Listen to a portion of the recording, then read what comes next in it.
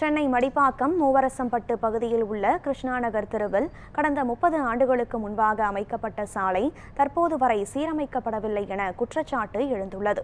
இதுகுறித்து அப்பகுதி மக்களிடம் நமது செய்தியாளர் லட்சுமணன் பழனி நடத்திய கலந்துரையாடலை தற்போது பார்க்கலாம்.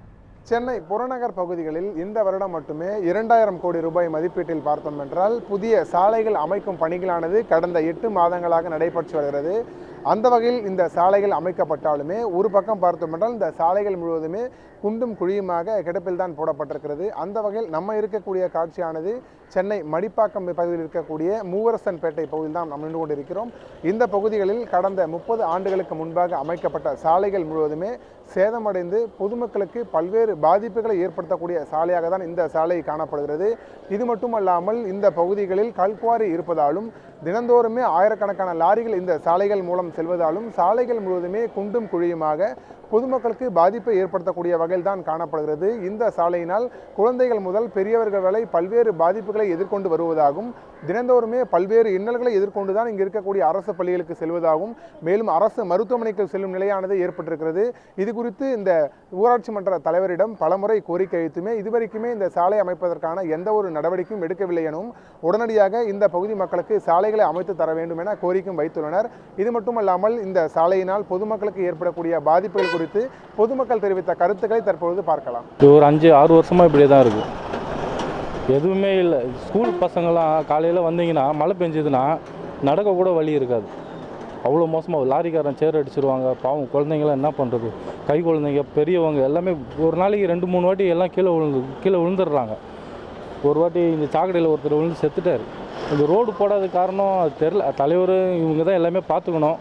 ஆனால் அவங்க கண்டுக்கலை. எதுவும் ஒன்றுமே இங்கே கண்டுக்கலை. நாங்களும் எத்தனையோ தடவை போய் கோரிக்கை வச்சோம், எத்தனையோ வாட்டி சொன்னோம், எதுவுமே கண்டுக்கலை.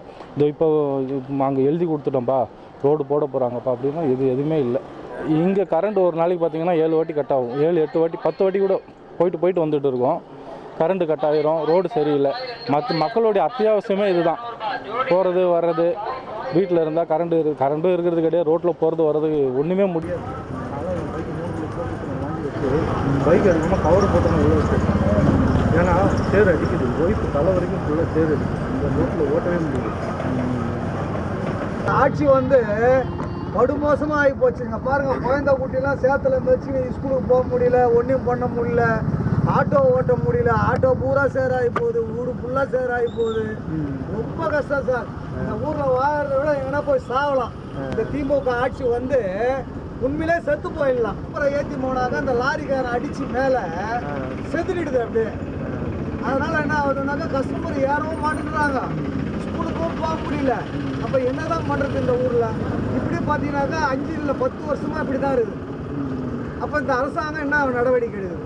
உடனடியாக இந்த சாலையை புதுப்பிக்க வேண்டும் எனவும் மேலும் உயிர் சேதம் ஏற்பதற்கு முன்பாகவே இந்த சாலையை புதுப்பித்தால் எங்களுக்கு உதவியாக இருக்கும் எனவும் இங்கு இருக்கக்கூடிய பகுதி மக்கள் மற்றும் வாகன ஓட்டிகளின் கோரிக்கையாகவும் இருக்கிறது. நியூஸ் 7 தமிழ் செய்திகளுக்காக ஒளிப்பதிவாளர் விக்ரமுடன் செய்தியாளர் லட்சுமணன் பழனி, சென்னை.